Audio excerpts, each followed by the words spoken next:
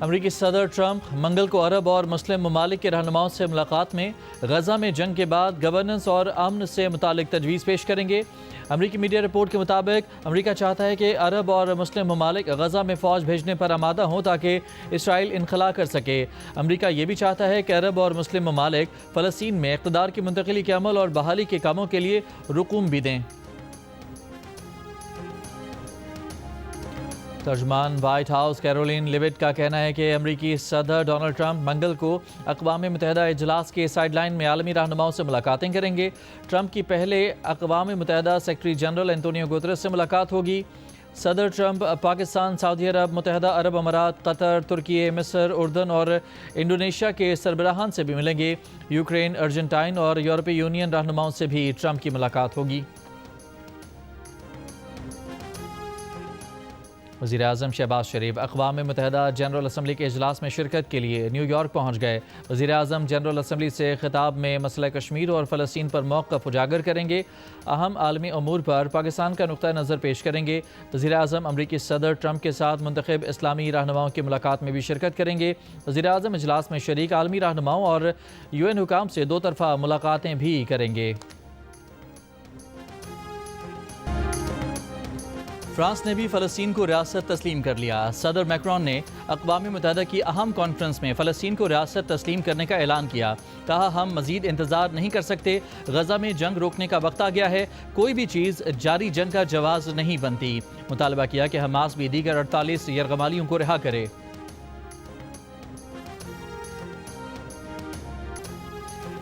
وزیر خارجہ اسحاق ڈار کی نیو یارک میں عرب اسلامی ملکوں کے وزرائے خارجہ کے اجلاس میں شرکت۔ اجلاس نے اقوام متحدہ کی جنرل اسمبلی میں یکساں موقف اپنانے پر مشاورت کی۔ وزیر خارجہ اسحاق ڈار نے کہا کہ پاکستان خطے میں امن و استحکام اور خوشحالی کے لیے ہر تعمیری کوشش کی حمایت کرے گا۔ اجلاس میں متحدہ عرب امارات اور اردن کے نائب وزرائے اعظم کے علاوہ مصر، انڈونیشیا، سعودی عرب اور ترکی کے وزیر خارجہ بھی شریک ہوئے۔ نیو یارک میں دولت مشترکہ کے وزرائے خارجہ کے اجلاس میں بھی اسحاق ڈار کی شرکت۔ اسحاق ڈار نے کہا کہ پاکستان نوجوانوں کو بااختیار بنانے میں دولت مشترکہ رکن ملکوں کی قیادت کر رہا ہے۔ دولت مشترکہ کے 56 رکن ملکوں میں سپلائی چین اور تجارتی روابط کو مضبوط بنانا اہم ہے۔ اسحاق ڈار نے جنرل اسمبلی میں خواتین کی چوتھی عالمی کانفرنس سے بھی خطاب کیا۔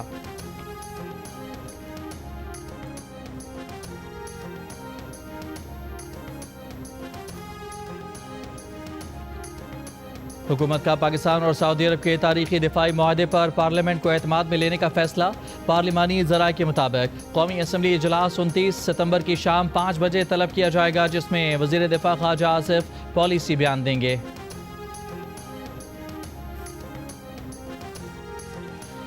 ایرانی وزیر خارجہ عباس عراقچی کا کہنا ہے کہ مغرب کے ساتھ جوہری تنازعات سفارت کاری کے ذریعے حل ہو سکتا ہے۔ مغرب تعاون اور تصادم میں سے کسی ایک کا انتخاب کر لے۔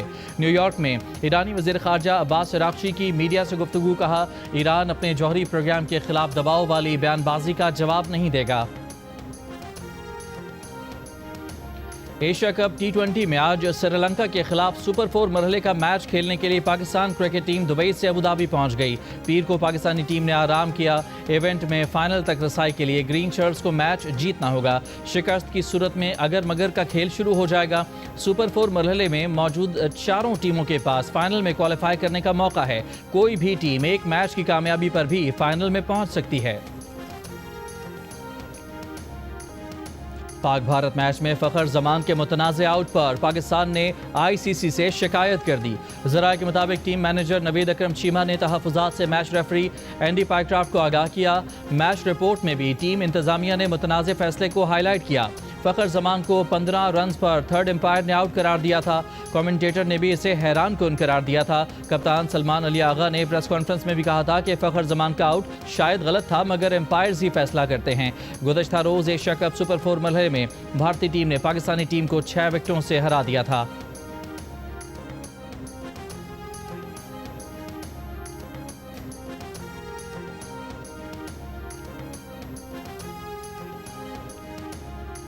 سوشل میڈیا پر دولت کی نمائش کرنے والے ٹیکس نہ دہندگان کے بعد FBI نے سوناروں اور ریل اسٹیٹ کو ٹارگٹ کر لیا۔ ملک بھر میں نان ٹیکس پیئرز کے خلاف کریک ڈاؤن۔ پنڈی، اسلام آباد، فیصل آباد اور ملتان سمیت کئی شہروں میں ٹیکس کم دینے یا نہ دینے والے سوناروں کو نوٹس جاری۔ FBI کے مطابق 57,000 میں سے صرف 20,000 سونار رجسٹرڈ ہیں، ان میں سے بھی صرف 10,000 نے ٹیکس ریٹرنز بھرے۔ اسلام آباد کی بڑی ریل اسٹیٹ کمپنی پر FBI کا چھاپا، ریکارڈ ضبط، جلد سندھ اور خیبر پختونخوا میں بھی کریک ڈاؤن کا فیصلہ۔ اس سے پہلے FBI نے سوشل میڈیا پر دولت کی نمائش کرنے والے لاکھوں ٹیکس نہ دہندگان کا ڈیٹا جمع کیا۔ FBI کے مطابق بنگلوں، گاڑیوں، زیورات کی نمائش کرنے والوں کو ذرائع آمدن بتانا ہوں گے۔ چیف کمشنر ان لینڈ ریونیو عائشہ فاروق کا ممبر ان لینڈ ریونیو آپریشن کو خط لکھا، انکم ٹیکس گوشواروں میں زیادہ تر افسانہ لکھا جا رہا ہے۔ لوگ محل نما گھروں میں 24 گھنٹے ایئر کنڈیشننگ سے لطف اندوز ہو رہے ہیں، کچھ لوگ قیمتی گاڑیاں چلا رہے ہیں، برانڈڈ کپڑے پہنتے ہیں۔ امیر لوگوں کے انکم ٹیکس گوشوارے ان کے طرز زندگی کی عکاسی نہیں کرتے۔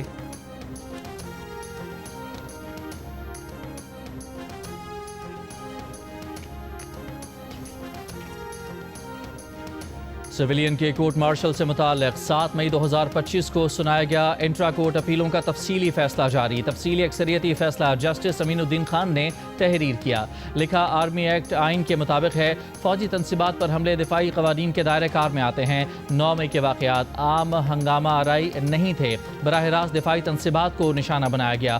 فوجی ٹرائل میں شفافیت اور منصفانہ کارروائی لازم اور فوجی ایکٹ کے تحت شہریوں کو اپیل کا حق حاصل ہے۔ اپیل کا حق مؤثر اور حقیقی ہونا ضروری ہے۔ پاکستان میں امریکہ کی قائم مقام سفیر نیٹلی بیکر کی اٹارنی جنرل منصور عثمان سے ملاقات۔ سپریم کورٹ کے احاطے میں ہونے والی 45 منٹ جاری رہنے والی ملاقات میں باہمی دلچسپی کے امور پر تبادلہ خیال۔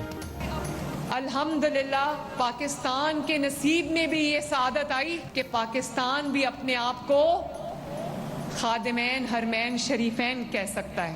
اللہ تعالیٰ نے پاکستان کے نصیب میں یہ عزت لکھی کہ پاکستان بھی اب حرمین شریفین کی دھرتی کا محافظ بن گیا ہے۔ تو بہت بہت آپ سب کو مبارک ہو۔ لاہور سے لے کے اٹک تک اور اٹک سے لے کے رحیم یار خان تک ہر جگہ نواز شریف کے خدمت کے بہت بڑے بڑے نشان ہیں۔ پہلی میٹرو بس بنائی تو نواز شریف نے بنائی، پہلی اورنج لائن بنائی تو نواز شریف نے بنائی، پہلی موٹر وے بنائی تو نواز شریف نے بنائی، ایٹمی دھماکے کیے تو الحمدللہ نواز شریف نے کیے، پہلی ایکسپریس وے بنی تو نواز شریف نے بنائی، ساہیوال میں اگر گرین بس آئی ہے تو نواز شریف لے کر آیا ہے ماشاءاللہ۔ اور میں ہمیشہ کہتی ہوں کہ اگر پاکستان سے نواز شریف کی خدمت نکال دو تو کھنڈرات کے علاوہ کچھ نہیں بچے گا۔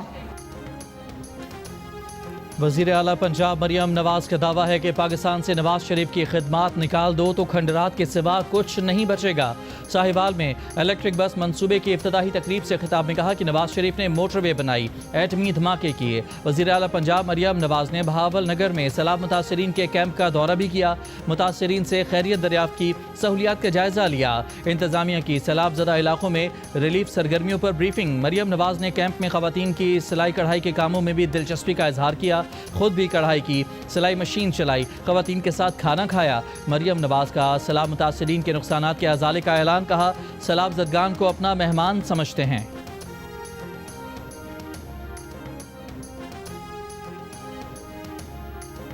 ادھر آپ روز پڑھنے آتے ہو کہ نہیں؟ کیا پڑھا رہے آپ کو؟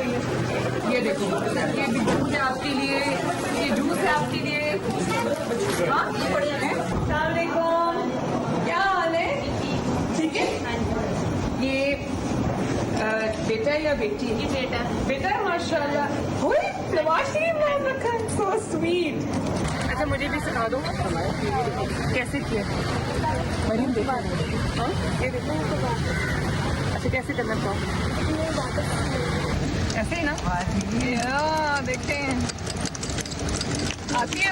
ان کو بچوں کو آپ نے لایا، ان کو پانی ٹینکس میں بھر کے لائیں تاکہ یہ شاور لیں بچے، ٹھیک ہے؟ ورنہ خدا نخواستہ کہیں اسکن کی کوئی پرابلم ہو جائے۔ ساتھ لگی آئے ہو بڑی پرانی ہسپتال ہے، تسی دکھا لو، سب کو دیں، سب کو۔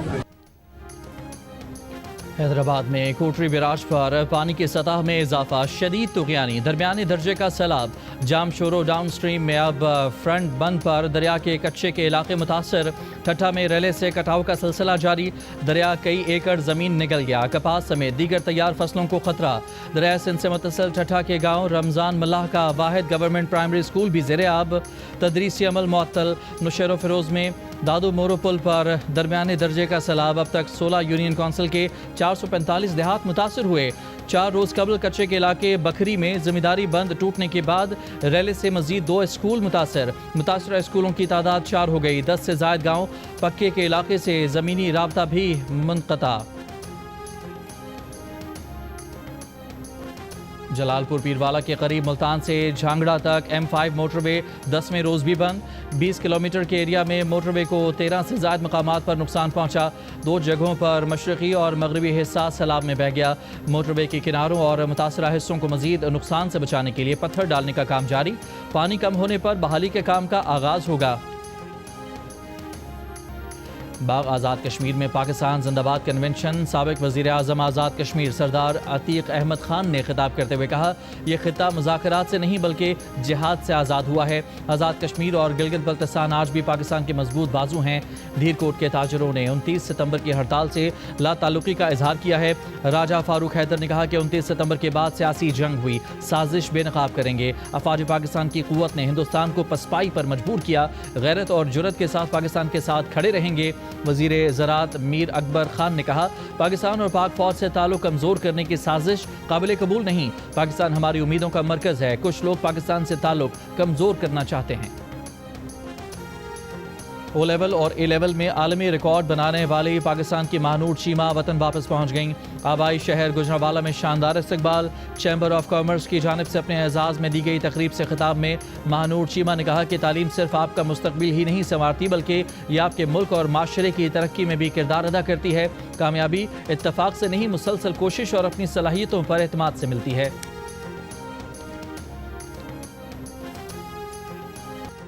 نوشہرہ میں نظام پور کے پہاڑی علاقے سے نجی کمپنی کے 4 اہلکار اغوا. پولیس کے مطابق چاروں مغوی ضلع کرک کے رہائشی ہیں. مقدمہ درج. کراچی کے علاقے لیاقت آباد میں شاہین فورس کے مقابلے میں 2 مبینہ ڈاکو مارے گئے. مقابلے کے دوران گولی لگنے سے 2 راہگیر زخمی ہوئے, اسپتال منتقل. پولیس کے مطابق ملزمان شہری کو لوٹ کر فرار ہو رہے تھے. کراچی کے علاقے لانڈھی میں 6 دن سے لاپتہ 7 سال کے بچے کی لاش برآمد. پولیس کے مطابق بچے کی لاش کچرا کنڈی سے ملی. تحقیقات جاری.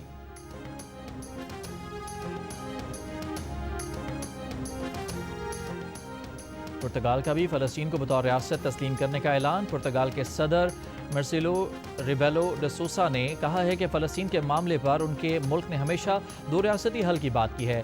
نیو یارک میں جیو نیوز سے خصوصی گفتگو.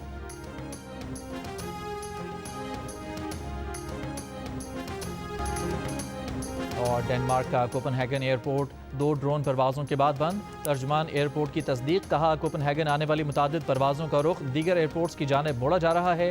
پولیس واقعے کی تحقیقات کر رہی ہے.